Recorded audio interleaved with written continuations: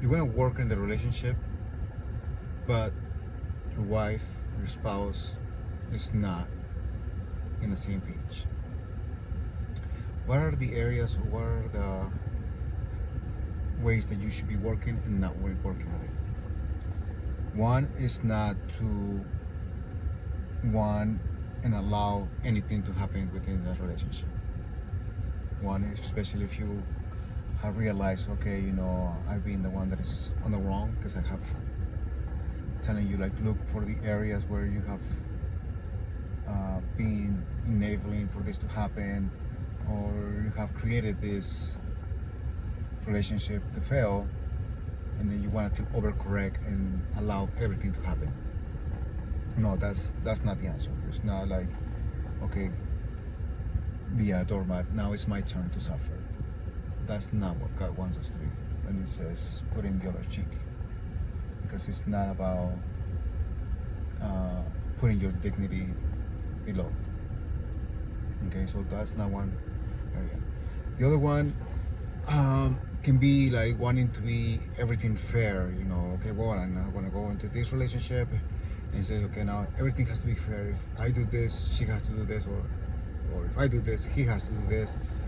It's not about looking for fairness, where it has to be fair because I'm doing this. Now I know the right thing to do is this. Share my passwords because I know I was into that, being sneaky, and I know that was the way I felt, and I did my responsibilities, and I was not careful enough, and a way to hide it. I was not my intention, but keeping the code passwords hidden, having separate. Then the solution is to share my passwords, and then my spouse should also be sharing this password. And if I'm doing it, why is she's not doing it? Or if I'm doing it since the beginning, and now my spouse is not, then it has to be fair. She has to do this. Again, you're wanting now to control the situation. One is, again, allowing everything to happen, which is one extreme. Not to control her, let her freedom, and then if she wants to come back, she will come back. The other one is putting so much control by putting this idea of fairness. I want to be fair and I want to do the right thing so the other person can do the right thing. You see, there's this manipulation and it behind it that sometimes we not be aware of it, but that's something that might be happening. Okay, so what you should do? Let's go with this idea of first allowing anything to happen. No, this is the part where you need to set boundaries, not to control the other person, but to not participate in what's going on. For example, if now your spouse is deciding to, okay, now I wanna talk to the other person, the other sex, have conversations, friendships, and be more as this because you were too controlling. Is the part where you have to be like, okay, well, obviously this is not something that is beneficial for that relationship. Not necessarily that is for me or for you, but for the relationship. This is not going to help one part. For example, something might happen, and then there will be a resentment towards it. It can be resentment as in the aspect of, hey, you create these friendships, and that the emotional unfaithfulness, like you create these friendships where you go and talk to them for within the relationship where it should be more with me, like, okay, it becomes the answer, okay, I am not comfortable with you. Okay, but then you have to, the other person is on their own responsibility to be conscious, like, okay, I should not use emotional responsibility that should be to my husband. I can put it within other people that might help me, but fine within the same sex, so there's no distinction in it, and also because it becomes very important that you finding a person that is going to take your spouse side. For example, being a man, will find another man that would take my spouse side. Like, okay, let's see it. What would this happen to him? What has led him to this? And not that I'm saying it's your fault and then you should be fixing it. You're the problem. But now, in this particular situation, you're not going because this is opening up and being like, I feel here. I think this was the problem. And now, at this particular moment, when you're actually sharing with somebody, like, okay, I feel this way. I honestly feel this way. I feel jealousy. I feel this. I feel that I'm being betrayed. I feel this. Like, so you are able to actually express it to somebody else that is not your spouse, and you can let it out. And then the other person to be like, okay, well, you have legitimate fears. You have legitimate this. Now let's take another view. Let's see what are actual facts, and then what are implications of, oh, he has done this before, so he's actually cheating because he has done this. We're like, okay, well, let's take a break. You guys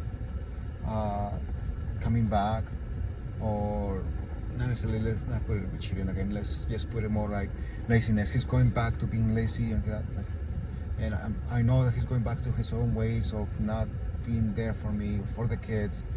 So again, because that's a common part within many relationships. So he's not, he's going back to his old ways, and that's my fear, and I'm worried that should I be back with him again because he's going back.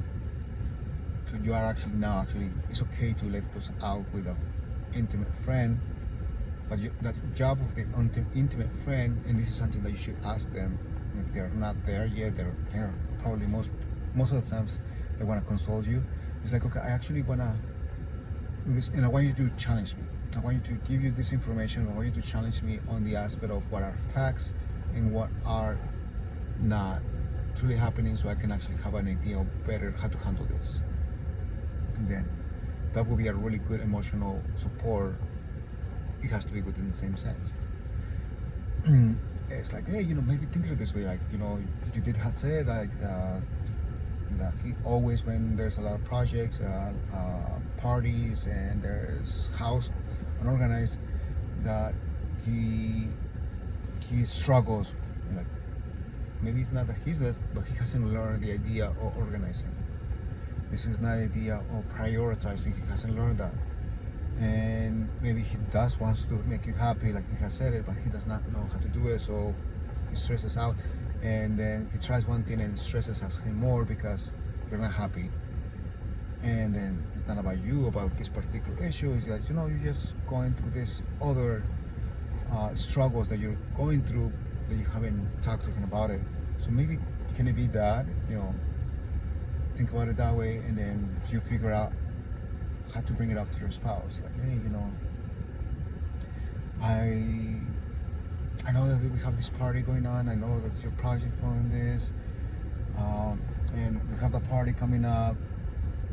And I think a best way to do it is like realize the most important part right now is these particular items, even if the party does not happen the way we want to, but let's have this, we really wanted a ice cream homemade cake for our son because he's been asking it. Let's put that to be the focus. If other things don't happen, they will be okay. Then you have particular ideas to help out your spouse, like as you have come and relieve your emotion to somebody else, and the other person give it another perspective of what could have happened. And because again, you don't want to nag, you don't want to be putting yourself to be the one there. So again, not allowing anything to happen. So again, if that person is slacking off or is being complacent, no, you do have to be like, okay, no, we are in a marriage, we do have to work through this.